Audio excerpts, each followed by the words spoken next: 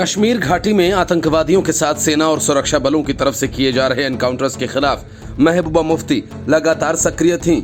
माना जा रहा है कि महबूबा का इरादा आतंक विरोधी मुहिम को कमजोर करने का था। यही वजह है कि प्रशासन ने महबूबा मुफ्ती को अगले आदेश तक के लिए नजरबंद कर दिया है। घाटी में बढ़ती आतंकी घटनाएं और सुरक्षा बल के ताबड़तोड़ एनकाउंटर्स के बीच प्रशासन ने ये बड़ा फैसला लिया है। अब ये फैसला भी तब लिया गया जब महबूबा मुफ्ती ने हाल ही में केंद्र पर बड़ा आरोप लगा दिया। हाल ही में हुए एनकाउंटर में कई आतंकियों का सफाया किया गया था। तब मुफ्ती ने कहा था कि ये कोई नहीं जानता कि घाटी में आतंकियों को मारा भी जा रहा है या नहीं। उन्होंने दावा कर दिया था कि सोमवार को हुए एनकाउंटर में 3 नागरिकों को मार दिया गया था।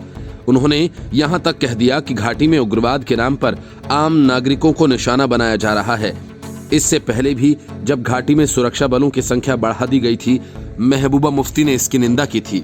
उन्होंने कहा था कि सरकार सेना की उपस्थिति बढ़ाकर जम्मू कश्मीर को छावनी में तब्दील करना चाहती है। उनके उस बयान पर सरकार ने कड़ा रुख अपनाया था। महबूबा मुफ्ती ने जम्मू स्थित कार्यालय में एक रैली को संबोधित किया था।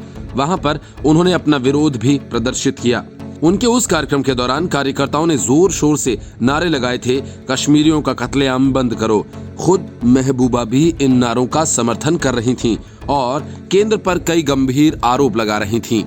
इससे पहले उस समय भी पीडीपी प्रमुख विवादों में रही थीं, जब उन्होंने उन कश्मीरियों का समर्थन कर दिया था जिन्होंने T20 वर्ल्ड कप में पाकिस्तान की जीत पर जश्न मनाया था।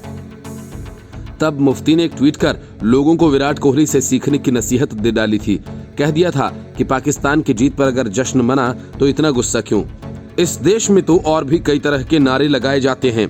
बीजेपी ने उनके उस बयान को आड़े हाथों लिया था और खूब बवाल काटा था। अब उन्हीं विवादित बयानों के बीच ये एक्शन लिया गया है और जम्मू कश्मीर के उपराज्यपाल मनोज सिन्हा ने बड़ा संदेश भी दिया है। एक कार्यक्रम में मनोज सिन्हा ने कहा कि कुछ लोग घाटी में माहौल खराब करने का काम करते हैं। उन्होंने सभी को आश्वासन दिया कि आने वाले 2 सालों में घाटी को आतंक से मुक्त करा दिया जाएगा। Bureau report, news of India.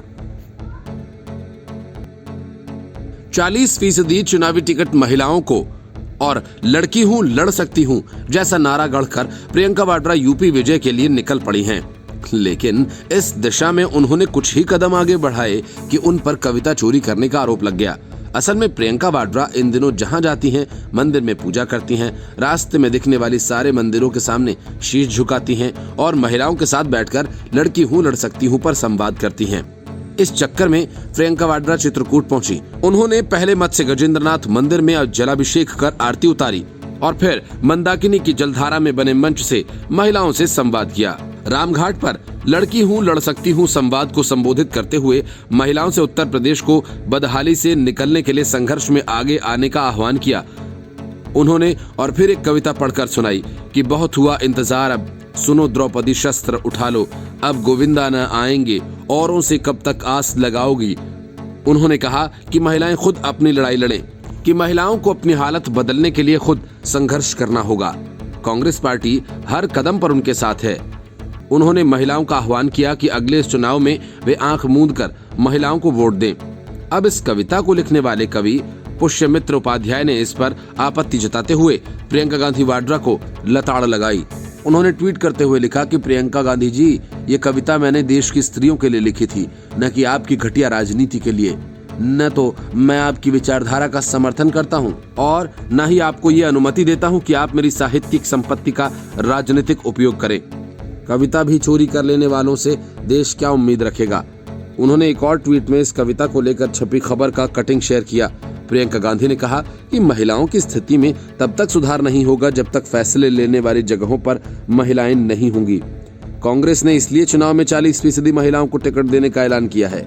महिलाएं ही महिलाओं का दर्द समझ सकती हैं और जब विधानसभा में बड़ी तादाद में महिलाएं होंगी तो उनके पक्ष में नीतियां बनेंगी। Bureau report, news of India. Maharashtra की महाआघाड़ी सरकार के मंत्रियों और नेताओं की कंगना रनौत से पुरानी अदावत है। यही वजह है कि कभी संजय राउत उन्हें नॉटी गर्ल कह देते हैं और कभी उखाड़ लिया जैसे शब्दों का इस्तेमाल करते हैं, तो कोई कभी कंगना को नाचने वाली कह देता है। कंगना रनौत के भीख में आजादी वाले बयान पर मचे बवाल के बीच महाराष्ट्र सरकार के मंत्री विजय वडेट्टीवार ने कंगना रनौत को नचनिया कह डाला। उन्होंने कहा कि वह महात्मा गांधी पर टिप्पणी करने के लायक नहीं है, वह एक नचनिया है। महात्मा गांधी पर उनकी टिप्पणी सूरज पर थूकने के समान है। अगर आप सूरज पर थूकते हैं तो थूक आप पर ही पड़ता है।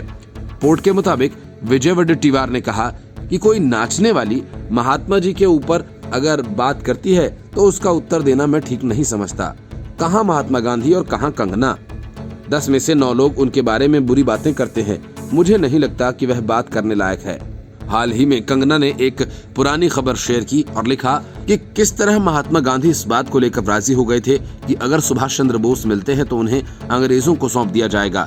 कंगना रनौत ने लिखा कि जिन्होंने सच में आजादी की लड़ाई लड़ी, उन्हें उन लोगों ने अपने मालिकों को सौंप दिया जिनके खून में वो साहस, वो गर्मी, वो आग नहीं है कि वो स्वतंत्रता के लिए लड़ सके। कंगना ने लिखा कि भारतीयों पर अत्याचार करने वालों के विरुद्ध लड़ने का साहस न रखने वाले कुछ नेता सत्ता के भूखे थे, धूर्त थे। उन्होंने लिखा कि ऐसे ही लोगों ने हमें सिखाया कि अगर कोई तुम्हारे एक गाल पर तमाचा मारे तो दूसरा गाल आगे कर दो, ऐसे ही आजादी मिलेगी। कंगना ने लिखा कि आजादी ऐसे नहीं मिलती है, बल्कि इस तरह से सिर्फ भीख ही मिल सकती है। साथ ही उन्होंने लोगों को अपने नायकों को अच्छे से सुनने की सलाह दी। कंगना रनौत ने दावा किया कि महात्मा गांधी ने कभी भी भगत सिंह या नेताजी सुभाष चंद्र बोस का समर्थन नहीं किया। उन्होंने दावा किया कि ऐसे सबूत मौजूद हैं जो बताते हैं कि महात्मा गांधी चाहते थे कि भगत सिंह को फांसी हो जाए। उन्होंने लोगों से कहा कि आपको चुनने की जरूरत है, आप किसे अपना नायक मानते हैं, किसका समर्थन करते हैं। कंगना रनौत ने लिखा कि इन सभी को अपनी याद में एक साथ रखना और हर साल उनकी जयंती पर याद करना पर्याप्त नहीं है। Bureau report, news of India. Bharat और पाकिस्तान के बंटवारे के कई राज जो अब तक माउंटबेट की डायरियों में बंद पड़े थे। भारत पाकिस्तान की सीमा के निर्धारण को लेकर क्या क्या खेल हुए, नेहरू और एडविन के बीच क्या क्या हुआ था, अब इस राज से पर्दा हटने वाला है। असल में ब्रिटेन की एक अदालत में सुनवाई होनी है। इसमें भारत के अंतिम वायसराय लॉर्ड माउंटबेटन की डायरी और कुछ पत्रों को सार्वजनिक किए जाने के संबंध में अगले कुछ दिनों में ही फैसला लिया जाएगा। न्यायाधीश सोफी बकले 1930 के दशक की डायरी और पत्राचार को सार्वजनिक करने के संबंध में न्यायाधिकरण सूचना अधिकार की अध्यक्षता कर रहे हैं। ब्रिटिश भारतीय इतिहास की ये एक महत्वपूर्ण अवधि है जिसमें भारत के विभाजन की देखरेख माउंटबेटन द्वारा की जा रही थी। इसमें लॉर्ड लुईस और लेडी एडविना माउंटबेटन दोनों की व्यक्तिगत डायरी और पत्र भी शामिल हैं। ब्रिटेन के कैबिनेट कार्यालय ने कहा कि उन कागजात की ज्यादातर जानकारी पहले से ही सार्वजनिक है। भारत और पाकिस्तान के संदर्भ में किसी भी गोपनीय पहलू का खुलासा अन्य देशों के साथ ब्रिटेन के संबंध को प्रभावित करेगा। इतिहासकार और the Mountbattens the lives and loves of Dickie and Edwina Mountbatten के लेखक एंड्रयू लोनी 4 साल से सभी दस्तावेजों को सार्वजनिक करने का मुकदमा लड़ रहे हैं। 2011 में यूनिवर्सिटी ऑफ साउथहैम्पटन ने ब्रॉडलैंड्स नाम से दस्तावेज माउंटबेटन परिवार से खरीदे थे। इसके लिए 28 लाख ब्रिटिश पाउंड्स के पब्लिक फंड का इस्तेमाल किया गया था। इसके पीछे की मंशा इन दस्तावेजों को सार्वजनिक करना था। हालांकि उस समय यूनिवर्सिटी ने कुछ पत्रों को कैबिनेट ऑफिस भेज दिया था। इस आदेश में उन पत्रों को भी सार्वजनिक करने को कहा गया था जो लेडी माउंटबेटन ने भारत के पहले प्रधानमंत्री जवाहरलाल नेहरू को लिखे थे। 1948 से 1960 के बीच लिखे गए पत्रों की कुल 33 फाइल्स थीं। इनमें वे पत्र भी शामिल हैं जो नेहरू ने एडविना माउंटबेटन को लिखे थे। यूनिवर्सिटी ऑफ साउथहैम्पटन ने जवाब में कहा था कि नेहरू और लेडी माउंटबेटन के बीच पत्राचार अभी भी निजी अधिकार के तहत आते हैं और ये गोपनीय हैं। लेकिन यूनिवर्सिटी की इसमें आगे रुचि है। इस पर फैसला अभी तक लंबित था, जिस पर इस हफ्ते सुनवाई होनी है। इन दस्तावेजों को सार्वजनिक करने वाले एंड्रयू लोनी का कहना है कि इस केस पर उन्होंने अपनी सारी बचत लगा दी है और क्राउड फंडिंग के माध्यम से 54,000 ब्रिटिश पाउंड्स भी खर्च किए हैं। ये बहुत ही अहम दस्तावेज हैं और इन्हें सार्वजनिक न करना सत्ता का दुरुपयोग और सूचना के अधिकार का उल्लंघन है। Bureau report, news of India. Congress के बड़े नेता उस मेंढक की तरह हैं जिन्हें कभी एक साथ नहीं रखा जा सकता। कांग्रेस का नेतृत्व या उसकी राजनीतिक लाइन इतनी कमजोर है कि हर मामले में उनके नेता आपस में ही भिड़ंत करने लगते हैं। मामला हिंदुत्व पर सलमान खुर्शीद की टिप्पणी का हो या फिर कॉमेडियन वीरदास का, कांग्रेस के नेता आपस में ही उलझने लग पड़ते हैं। भारत के अपमान के आरोप में फंसे कॉमेडियन वीरदास पर भी कांग्रेस बट गई। एक तरफ कांग्रेस नेता शशि थरूर और कपिल सिब्बल ने वीरदास का बचाव किया, तो दूसरी तरफ अभिषेक मनु सिंघवी ने उनकी हरकत को भारत का अपमान करने वाला बताया। वीरदास ने अपनी एक कविता में कहा कि भारत का दोहरा चरित्र है। मैं एक ऐसे देश से आता हूँ जहाँ दिन में औरतों की पूजा की जाती है और रात में उनसे गैंगरेप होते हैं। वीरदास की इस टिप्पणी को लेकर उठे बवाल के बीच कपिल सिब्बल ने ट्वीट किया और कहा कि इस बात में कोई संदेह नहीं कि यहाँ दो भारत है, लेकिन हम ये नहीं चाहते कि भारतीय के तौर पर इसे दुनिया को बताएं। हम असहिष्णु और पाखंडी हैं। इससे पहले शशि थरूर ने वीरदास का समर्थन किया था। उन्होंने लिखा था कि वीरदास सही मायनों में स्टैंड अप कॉमेडियन है। शशि थरूर ने लिखा था कि वीरदास जानते हैं कि स्टैंड अप का अर्थ सिर्फ फिजिकल तौर पर खड़ा होना नहीं है, बल्कि मोरल तौर पर भी खड़े होने की जरूरत है। थरूर ने कहा कि वीरदास ने 6 मिनट की अपनी कविता में लाखों लोगों की बात कही। थरूर ने उस शख्स को टैग करते हुए ये बात लिखी थी जिसने ये कहा था कि उसने वीरदास के खिलाफ मुंबई पुलिस में शिकायत दर्ज कराई है। शशि थरूर ने लिखा कि हम जानते हैं कि यहाँ भारत कहाँ से आता है। हालांकि सिब्बल ने थरूर के उलट अभिषेक मनु सिंघवी ने वीरदास का तीखा विरोध किया। उन्होंने लिखा कि कुछ लोगों की बुराई को सबके साथ जोड़ना और दुनिया के आगे भारत को बदनाम करना अच्छी बात नहीं है। राज्यसभा सांसद ने कहा कि पश्चिमी दुनिया के सामने भारत को सपेरों लुटेरों का देश घोषित करने वाले लोगों की आज भी कमी नहीं है। फिलहाल अमेरिका में मौजूद वीरदास ने एक वीडियो यूट्यूब पर अपलोड किया था। 6 मिनट के इस वीडियो में वीरदास ने टू इंडियाज शीर्षक से कविता पढ़ी थी।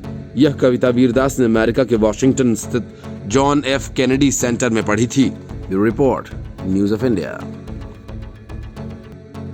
गुलाम नबी आजाद के तेवर कड़े हैं। नवजोत सिंह सिद्धू ने तो सिर्फ कहा भर था कि ईंट से ईंट बजा देंगे, लेकिन गुलाम नबी आजाद ने तो कठुआ में बड़ी रैली करवाकर अपनी ताकत का सबूत भी पेश कर दिया। मतलब साफ है कि पंजाब, राजस्थान, छत्तीसगढ़, केरल के बाद अब कश्मीर को संभाल पाना सोनिया गांधी के लिए काफी मुश्किल है।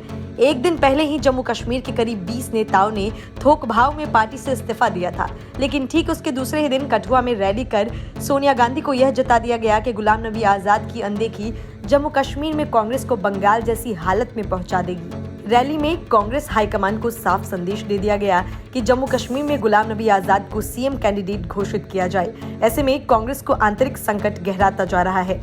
जम्मू कश्मीर के पूर्व डिप्टी सीएम तारा चंद ने कहा कि पूरा जम्मू कश्मीर चाहता है कि गुलाम नबी आजाद अगला सीएम बने। हम चाहते हैं कि आजाद साहब को कांग्रेस के सीएम उम्मीदवार के रूप में पेश किया जाए। साथ ही कांग्रेस के पूर्व विधायक चौधरी अकरम ने भी कठुआ रैली में साफ तौर पर कहा कि गुलाम नबी आजाद जम्मू कश्मीर की कमान नहीं संभालेंगे, तभी हम जीत सकते हैं, नहीं तो राज्य में 12 सीटें भी नहीं मिलेंगी।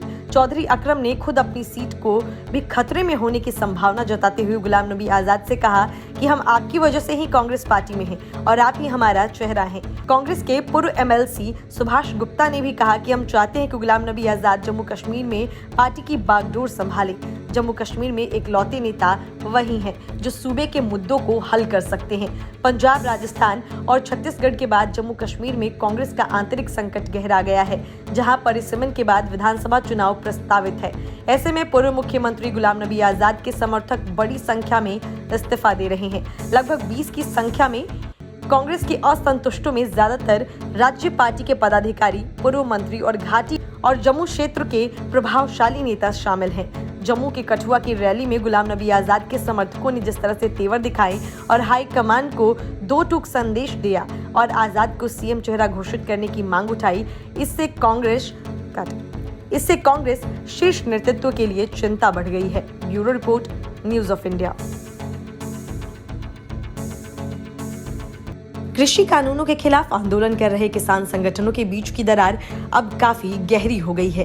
संयुक्त किसान मोर्चा पर वर्चस्व जमाने और एक दूसरे से ज्यादा लोकप्रिय होने की होड़ ऐसी मची कि किसान संगठनों की एकजुटता लगभग खत्म हो गई है। हालात यहाँ तक बन गए कि गुरनाम सिंह चढ़ूनी ने 25 नवंबर को अंबाला से दिल्ली तक का मार्च वापस ले लिया और पंजाब के किसान नेताओं पर साजिश करने के आरोप भी लगा दिए। असल में किसान आंदोलन में मोटे तौर पर 3 बड़े गुट थे: पंजाब के किसानों के संगठन, हरियाणा के किसानों का संगठन और फिर पश्चिमी यूपी के राकेश टिकैत का संगठन। असली पंगा इन्हीं प्रदेश के नेताओं के बीच ही है।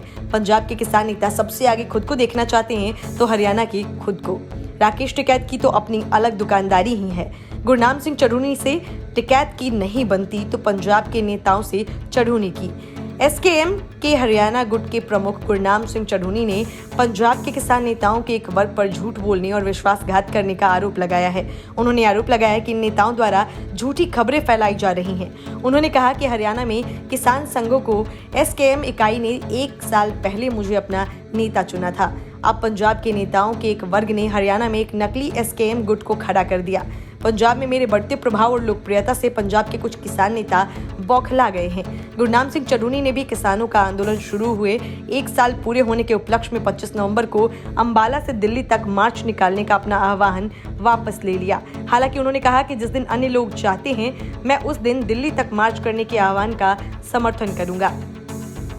एक वीडियो संदेश में उन्होंने कहा कि वह खुद को न्योछावर करने के लिए तैयार हैं, यहां तक कि किसान आंदोलन के लिए अपना जीवन बलिदान कर दिया है।